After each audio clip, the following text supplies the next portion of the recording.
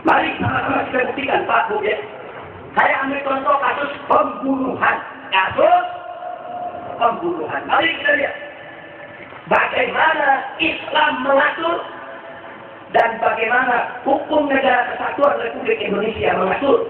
Yang diatur pembunuhan di dalam KUHP, Kitab Undang-Undang Hukum Tidak Pidana. Mari kita lihat. Mari kita paparkan. Biar terbuka mata kita. Terbuka mata dan pengetahuan kita. Mana hukum yang adil? Mana hukum yang benar? Mana hukum yang indah? Mari kita buktikan satu saja Pak Bu ya. Soal pembunuhan. Pembunuhan. Nah, sekarang kita pakai KUHP dulu deh. Pakai KUHP. Nanti kita lihat kalau pakai hukum Islam sudah ada. Ada seorang pemuda, katakan namanya A, membunuh pemuda lain yang bernama B. Ya, keduanya sudah berkeluarga, keduanya sudah punya anak. Si A membunuh si B. Nah, kalau pakai KUHP, Pak, Bu ya, si A ditangkap, dibawa ke polsek atau ke Polres, diperiksa di sini. Setelah itu nanti berkasnya selesai penyidikan, kalau dikatakan B21, dilimpahkan ke kejaksaan. Nanti dari kejaksaan dilimpahkan ke pengadilan. Nanti di pengadilan akan dibuka sidang-sidangnya untuk pembuktian. Nanti kalau sudah terbukti, baru dijatuhkan hukum. Setelah itu pelaksanaan hukumannya. Loh, Pak Habib tahu, maklum, pengalaman. Itu namanya pengalaman. Kita kan belajar dari pengalaman lebih bagus. Betul? Sekarang begitu diperiksa, pengadilan, disidang, akhirnya terbukti si A bersalah, membunuh dengan sengaja. Divonislah. Ya, karena dilihat si A ini baru pertama kali membunuh ke pengadilan, karena masih punya keluarga, karena di sidangnya tertib, disiplin, rapi, diberikan keringanan-keringanan yang mestinya dihukum 25 tahun, dikurangi jadi 15 tahun, saudara. Ponis 15 tahun. Ini KUHP. Apa persoalan selesai? Belum, saudara. Si A masuk ke penjara untuk melaksanakan hukum 15 tahun penjara. Bagaimana nasib si B yang dibunuh oleh dia? Si B punya istri menjadi janda. Si B punya beberapa anak yang terpaksa menjadi yatim karena ayahnya dibunuh, saudara. Apa kita pikir selesai? Belum, saudara. Si istri ini menjanda, anak-anaknya menjadi yatim. Padahal sekarang ini ayahnya yang dibunuh. Itu tulang punggung keluarga, saudara. Sekarang tidak ada kompensasi buat mereka. Tidak ada ganti rugi buat mereka. Pemerintah yang mengatakan pembunuhnya sudah dipenjara, Bu, selesai. Ternyata Pak Bu, perempuan ini rumah cuma nomor 2 bulan lagi. Harus membayar pulang itu uang kontrak, suaminya sudah dibunuh. Sekarang ini suaminya yang menjadi tulang punggung, yang cari duit banteng tulang keliling. Sekarang tulang punggung keluarga itu sudah tidak ada. Si ibu janda kebingungan. Anaknya ada 7 jadi yatim, saudara. Bingung si ibu, saudara. 2 bulan kemudian, dia diusir sama yang punya rumah karena tidak bisa memperpanjang kontraknya. Dia minta bantuan sama bapak dan ibunya. Bapak dan ibunya petani miskin di kampung, tidak bisa berbuat apa-apa. Saudara, berapa banyak perempuan-perempuan yang mendadak menjadi janda semacam itu, yang stres, jatuh sakit, shock, sampai mati meninggal dunia karena menderita. Bahkan berapa banyak yang yatimannya lepas, saudara, untuk menyelamatkan anak yatimnya yang 7, terpaksa dibuat dirinya jadi pelacur. Berapa banyak, saudara? Ada yang sakit mati, ada yang tak kuat, saudara, gantung diri. Dan ada juga yang akhirnya menjual diri menjadi pelacur. Saudara, coba nih. KUHP tidak menyelesaikan masalah, melahirkan problem-problem baru, saudara. Problem ada yang bunuh diri, yang gantung diri. Bahkan berapa banyak ada yang perempuan macam ini, saudara, kalau imannya lemah, dia ajak anak-anaknya minum baygon bersama untuk bunuh diri bersama, saudara. Anak-anaknya berhenti semua dari sekolah, rumah tidak ada. Saudara, ini akibat KUHP. KUHP. Kita bicara biasa saja. Apa masalah selesai? Sampai situ tidak. Si ibu yang tak kuat tadi, saudara, bunuh diri. Begitu dia bunuh diri, kesian. Anak cucu jatuh, bapak dibunuh orang. Ibu tidak kuat bunuh diri. Akhirnya terpaksa anak yang nomor 1, saudara. Umurnya baru 12 tahun. Baru kelas 6 SD, saudara. Dipaksa untuk dewasa. Untuk menghidupi adiknya yang namanya, saudara. Dia tinggal di kolong jembatan. Dia cari nafkah di jalanan. Dia ramen di lampu-lampu lewat. Di terminal, di stasiun. Dan tidak jarang dia harus baku hantam untuk berbuat tempat dan tahan, saudara. Ya, anak ini tumbuh di jalanan, saudara. Apa masalah sudah selesai belum? Dendam membara dan tanda si anak. Ingat Pak Kulit, kalau apa tidak menyelesaikan dendam, dia cuma menghukum pelaku, dijebloskan ke penjara, selesai. Tapi dia tidak peduli dengan istri yang jadi janda, anak yang menjadi yatim. Bahkan mereka tidak peduli dengan dendam yang masih membahas. Akhirnya, anak yang umur 12 tahun tadi hidup besar di jalanan. Jadi jagoan di jalanan, sudah pelaku hantam, pukul orang, tidak peduli. Demi apa? Untuk perut dan menghidupi adiknya yang kurang senang. 15 tahun kemudian, dia dengar kabar pembunuh ayahnya bebas. Dulu 15 tahun yang lalu, si anak muda umurnya baru 12 tahun. Tapi sekarang dia sudah berumur 27 tahun. Kemarin 12 tahun dia cuma anak yang lemah. Tapi sekarang 27 tahun dia anak yang berotot. Dia punya tenaga. Dan dia dibesarkan di jalanan. Dia sudah biasa berhantam dengan siapa saja. Dendam berusaha munaskan. Dia bawa balik, dia bawa lagi. Dia cari siapa itu belum terbunuh ayahnya. Dia cari kurang aja. Gara-gara dia bunuh ayah saya. Ibu saya bunuh diri. Saya berhenti sekolah. Adik-adik saya terlantar. Kami semua menjadi anak-anak jalanan. Kebahagiaan kami direbut oleh dia. Tidak ada lagi senyum di wajah kami. Tidak ada lagi tawa di adik-adik kami. Dia bersumpah demi Tuhan dia akan membalas dendamnya. Dia bawa balik. Dia cari pembunuh ayahnya. Begitu ketemu, dia bunuh olehnya. Dia sudah hidup di jalanan 15 tahun. Dia sudah biasa waktu hantam. Dia pembunuh ayahnya, sudah. Terakhirnya pembunuh ayahnya, dia sudah 15 tahun di penjara, dibunuh juga. Bukan dari dulu dibunuh. Coba apa urusan selesai? Belum. Ini yang di penjara 15 tahun juga punya anak, Pak. Anak ini juga udah besar. Anaknya nggak terima. Loh apa-apanya? Bapak saya sudah dihukum 15 tahun penjara, cukup dong. Kenapa bapak saya di penjara? Bukan dia saja yang susah. Saya juga susah karena bapak saya di penjara. Ibu saya juga susah. Kenapa? Kok ayah saya sudah menderita 15 tahun di penjara, harus dibunuh? Nggak terima sudah. Ambil lagi golok sekali. Jangan bunuh bapaknya. Dibunuh lagi. Apa urusan selesai belum? Ya anak muda masih punya adik. Ayo saya tanya. Selesai gak? Selesai tidak? Itulah Indonesia. Lu mau tahu jalan betul? Ya kita jujur aja, betul? Betul? Iya, jadi seorang Habib jangan mengkritik KUHP, tunggu dulu. Nah, berapa banyak orang mengkritik hukum Islam di bidang kejam berat? Hukum Islam kejam, hukum Islam hadis, kan begitu? Nah sekarang kita kritik dulu, apa kau pikir hukum yang kau pegang itu adil?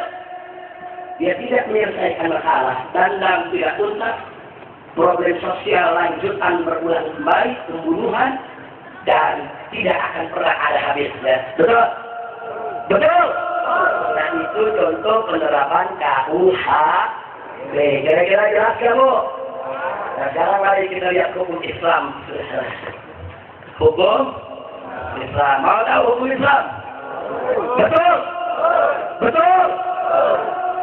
Saudara, kalau pakai hukum Islam, si A yang membunuh tadi diadili di mahkamah syariat. Untuk apa diadili di mahkamah syariat? Untuk dibuktikan dia betul membunuh atau tidak. Kalau betul, untuk diperiksa lagi dia membunuh sengaja atau tidak sengaja. Katakan singkat cerita, terbukti dia membunuh dengan sengaja. Kalau sudah terbukti begitu, Pak Bu, sebelum hakim menjatuhkan vonis, hakim diharuskan untuk memanggil keluarga korban. Aulia korban, para wali korban harus dipanggil oleh hakim.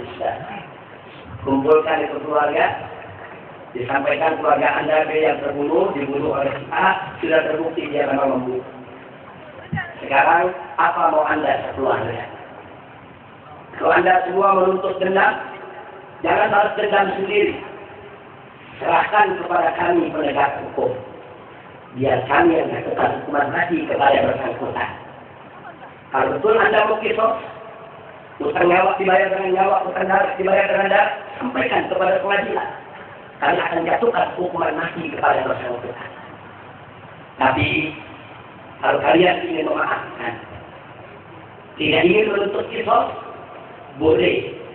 Dan sebagai kompensasinya, kalian keluarga korban mendapat bayaran dia. Dia itu Pak, seharga 100 ekor unta. Kalau satu unta 10 juta, 100 ekor 1 miliar sudah. Wah, orang bilang, Habib mahal benar. Saya dulu ngomong. Kalau berikan nyawa murah, betul? Kalau dan silakan Anda pertimbangkan. Kalau Anda maafkan, Anda berhak untuk mendapat ganti rugi. Dari mana ganti rugi diambil? Diambil dari harta si pembunuh. Kalau hartanya kurang, jual aset-aset yang dia punya. Mau tanah, mau rumah, apapun. Kalau masih kurang, keluarganya mesti ikut lombokin untuk memenuhi tuntutan tadi. Oh berat sudah. Nah, sekarang keluarga itu rapat. Hakim menunggu putusan keluarga dulu, saudara. Nah, singkat cerita, selesai musyawarah dipanggil lagi oleh hakim, ditanya, bagaimana putusannya?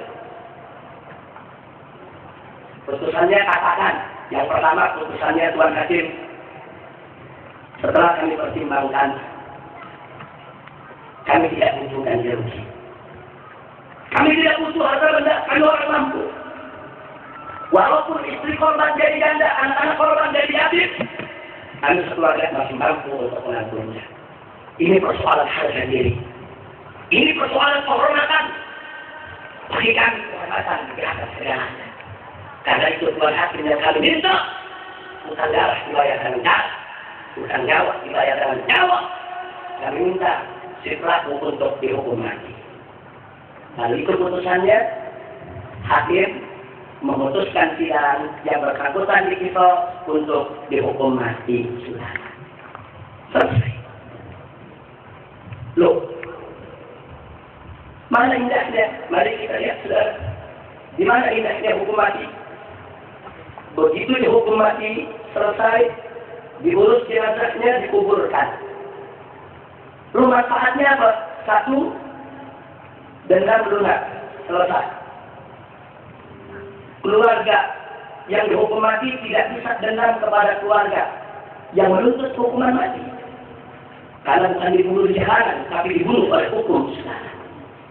Dendam lunak, selesai.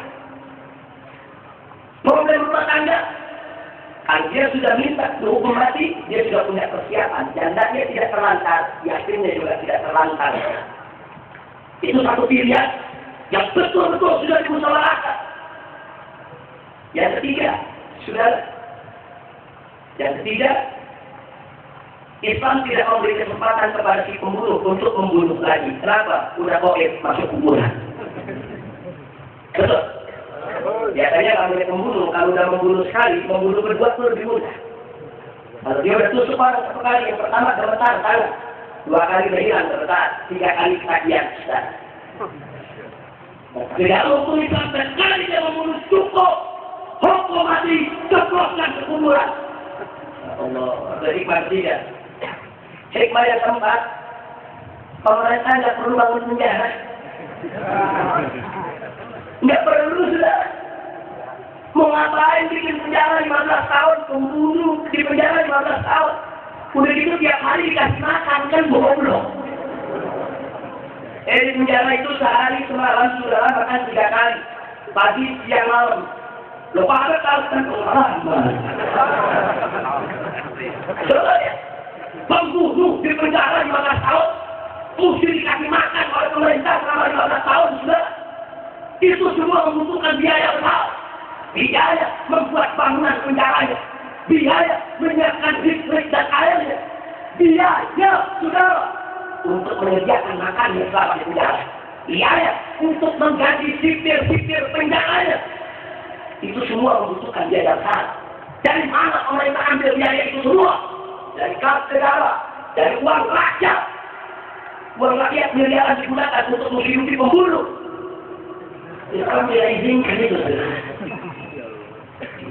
Potong, campur ke kuburan. Jadi negara nggak perlu keluar duit bikin banyak penjara. Penjara nggak perlu, hemat ya. Hemat ya.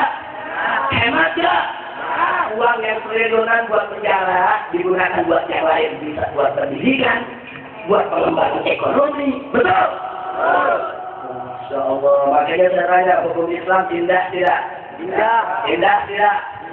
Jadi yang indah KUHP atau syariat Islam? KUHP atau hukum Islam? Hukum Islam. Hukum Islam, saudara. Nah itu hikmahnya. Tidak sampai di situ. Yang keempat, kalau si pembunuh bertaubat riba dengan hukum Allah, hukumannya bisa menghapus dosanya. Subhanallah. Nah kalau pakai KUHP dimasukin penjara 15 tahun, keluar dibunuh, udah gitu dibunuhnya lagi mabuk tempat pelacuran. Udah rugi dunia, rugi ya. Tapi begitu dia tahu, ya Allah, 2 minggu lagi aku akan dihukum mati karena aku sudah membunuh orang. Astagfirullahaladzim wa atubu ilaih. Aku mohon ampun ya Allah, taubat kepadamu.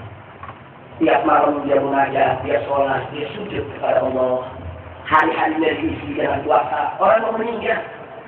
Saya mau tanya yang orang sini, kalau dikasih kabar, malaikat maut, bu, 3 hari lagi mati loh. Ayo kira-kira apa yang kita terjadi? Ayo kira-kira andai kata malaikat maut ngasih kabar, meyakinkan 3 hari lagi mati. Kira-kira apa yang kita diskotik atau masjid? Masjid, gua mau mati. Itu sifat manusia sudah. Tapi tentunya malaikat maut tidak pernah ngasih tahu kita. Betul? Nah sekarang orang yang dihukum mati tidak tahu. 2 minggu lagi kau akan dihukum mati. Masya Allah, satu keuntungan tersendiri sudah. Dia bisa baca Quran selama 2 minggu. Dia hilangkan kesesatannya, dia pasrahkan kepada Allah. Begitu dia dihukum mati, dia terima hukum Allah, maka itu bisa menghapus dosanya. Subhanallah. Yang kelima, tidak sampai situ. Kalau kita menerapkan hukum Allah, Allah turunkan keberkahan kepada kita semua. Betul? Allah berfirman dalam Al-Quran Al-Karim, Faqala ta'ala, walau anna ahlal qura amanu wattaqaw lafatahna 'alaihim barakatin minas samaa'i wal ardh walakin kadzabu fa'akhadnahum bima kanu yaksibun. Shadaqallahul 'azim. Apa Allah menyatakan dalam Al-Quran, Pak, Bu? Allah menyatakan walau anna ahlal qura, andai kata penduduk negeri-negeri amanu wattaqaw, beriman dan bertakwa kepada Allah, lafatahna 'alaihim barakatin, niscaya akan kami buka atas mereka berbagai macam keberkahan. Minas samaa'i wal ardh, baik keberkahan yang Allah turunkan dari langit maupun keberkahan yang Allah keluarkan dari bumi sana. Allah yang janji. Kalau kita beriman, kita bertakwa, tunduk kepada hukum Allah, niscaya Allah akan memberkahi kita. Alhamdulillah.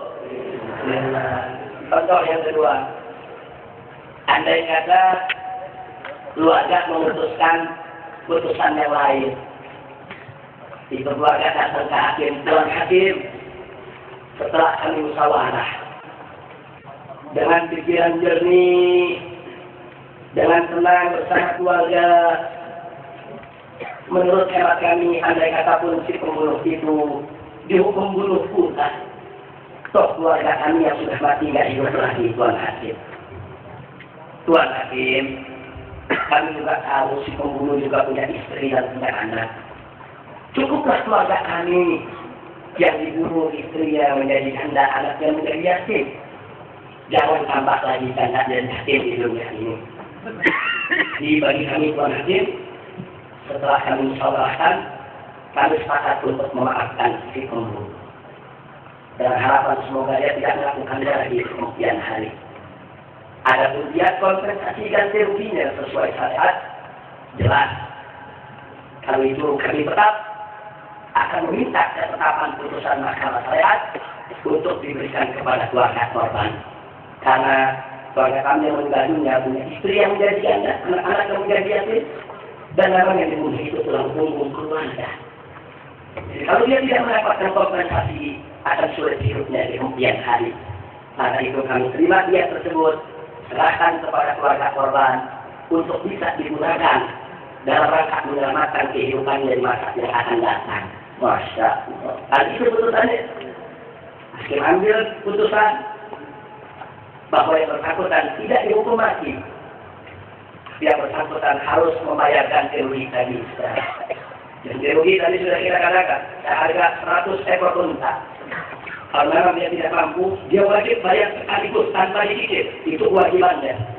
Kalau memang dia belum mampu dengan sulh, dengan islah, maka itu bisa dicicil dalam beberapa kali pembayaran, tergantung islah yang diputuskan oleh mahkamah syariat. Masya Allah. Baik. Nah, kalau itu dibayar, saudara, maka yang bersangkutan pembunuh, dia tidak dipenjara lagi. Sudah, nggak perlu penjara. Dia sudah dimaafkan, suruh keluar, suruh cari duit, suruh bayar. Dan itu dikontrol oleh negara. Aset-asetnya dijual, kalau duitnya kurang, saudara. Nah, setelah dibayar itu, maka keluarga yang menerima bayaran tadi, si janda tidak dimulai lagi untuk memperpanjang kontraknya. Bahkan dalam uang 1 miliar, bukan lagi kontrak, bisa beli rumah, saudara. 1 miliar, bisa beli rumah, ya? 1 miliar, bisa nyepalain anak, ya? 1 miliar, bisa buat modal usaha, ya? Dia sudah di rumah, modal usaha, anak-anaknya tidak terlantar. Si istri, tenang. Nggak perlu dia bunuh diri. Nggak usah minum baygon sampai habis. Indah tidak? Indah tidak? Loh, hikmahnya apa, saudara? Satu, ini akan menjadi satu pelajaran yang berharga bagi si pembunuh. Jangan coba-coba diulangi pembunuhannya, saudara. Selesai kali dia bunuh, banyak 1 miliar, itu bisa membuat orang bangkrut mendadak. Nah, besok-besok kalau dia mau bunuh lagi, ya, mau bangkrut lagi. Nah, itu pengalaman, nggak gampang bunuh orang. Betul? Betul? Yang kedua, bukan itu saja, keluarga saling menjaga. Bapak mau bunuh orang, anaknya jaga, Pak, jangan Pak, ntar warisan habis. Ya, kan paling nggak kalau anak begitu, betul? Kalau anaknya juga mau membunuh, oh bapaknya tidak tunggu, jangan gila. Aku cari duit susah payah dari kau kecil, kau bunuh, nanti banyak, ludes, bangkrut tidak. Saling menjaga. Keluarga saling menjaga, tapi kalau pakai KUHP itu banyak. Anaknya pokoknya tetangga membunuh, apa ada bapaknya, tua bapaknya. Mana itu? Karena hukumannya tidak berat, sudah. Tidak ada kontrol, saling menjaga. Tapi hukum Allah akan membuat satu sama lain yang saling menjaga. Anak resikonya berat, bisa bangkrut mendadak. Betul? Betul? Yang kedua, yang ketiga, apalagi pas dibalik itu semua, seperti tadi, pemerintah tidak perlu bangun penjara. Tidak perlu. Suruh dia jadi rugi. Mau ngapain bangun penjara buat pembunuh, saudara? Tidak perlu pemerintah menyediakan lahan, membangun penjara dan biaya triliunan, membayar sipil, menyediakan listrik, air untuk kebutuhan penjara, menyediakan makan, minum, tidak. Karena bersangkutan yang dibagikan bayar, dia bisa bebas kembali ke rumahnya. Ya, dua itu saudara, dan dendam lunas. Karena keluarga yang terbunuh sudah memaafkan, tidak ada alasan lagi untuk dendam, saudara. Mereka sudah dalam ikhlas. Mereka tidak menuntut lagi usahanya, saudara. Subhanallah. Dan tidak sampai di situ. Kalau ini berlanjut, berarti ini kepatuhan kepada hukum Allah. Maka Allah akan memberkahi kalau hamba-hambanya mau menjalankan hukumnya. Betul? Itu saya kata hukum Islam indah tidak? Indah tidak? Jadi setelah Anda lihat penjelasan tadi, mana yang adil? KUHP atau hukum Islam? Mana yang indah? KUHP atau hukum Islam? Jadi yang diragukan jangan seorang aku ngomong hukum Islam kudung, masalah waktu bayar nyawa, parungnya. Ngomong kejam, tinggikan dulu dong. Lihat dulu efek dominonya daripada problem sosial yang memunculkan pada suatu hukum. Kalau hukum itu tidak adil, dia akan menimbulkan problem-problem susulan sudah. Jangan Anda cuma melihat nyawa dibayar dengan nyawa kejam, tidak.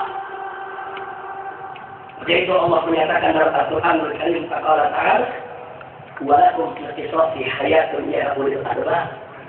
Sesungguhnya dalam penerapan kisah bagi kamu sekalian ada kehidupan, wahai mereka yang memiliki hati nurani dan akal pikiran. Subhanallah. Jadi kisah itu bukan buat bunuh orang, kisah itu bukan buat matiin orang, kisah itu untuk menjaga nyawa orang banyak, saudara. Kalau membunuh, dibunuh lagi, maka yang masih hidup yang lainnya bisa aman hidup, tenang hidup, tidak ada di bawah ancaman pembunuhan, saudara. Kalau orang yang membunuh tadi harus membayar denda, dia juga akan kapok untuk membunuh lagi. Jadi tidak bisa menyelamatkan kehidupan manusia yang ada di sekitarnya, saudara. Jadi kisah, dia membunuh atau membunuh, tapi dia menyelamatkan ribuan nyawa orang lain. Tapi coba lihat kalau KUHP kan? Dan kalau KUHP orang tidak dibunuh, membunuh di penjara 15 tahun, kelihatannya adil. Tapi tunggu, dan karena di penjara 15 tahun, coba lihat. Terjadi pembunuhan susulan, dendam yang tidak lunas. Terjadi perempuan yang stres, bunuh diri karena hatinya dibunuh orang. Allah. Jadi kalau menilai hukum itu adil atau tidak, jangan cuma melihat dari satu sisi, tapi lihat secara komprehensif, saudara. Ternyata hukum Allah itulah hukum yang adil, itulah hukum yang indah. Itu kita lalu cerita satu, saudara. Masalah pembunuhan, kita belum cerita hukum yang lain. Kenapa pencuri dipotong tangan? Kenapa orang yang berzina, kalau dia masih gadis atau majang, dia belum pernah berumah tangga, saudara, dia dicambuk 100 kali dan diasingkan selama 1 tahun. Lalu kenapa kalau orang yang sudah merasakan hubungan intim dalam pernikahan yang sah, kemudian dia berzina, dia dihukum mati, dihukum rajam sampai mati? Semua adalah rahasia, saudara. Kalau kita membuka satu-satu di atas mimbar ini, di atas panggung ini, bisa berhari-hari kita berdakwah di tempat ini. Satu saja, satu udah 1 jam.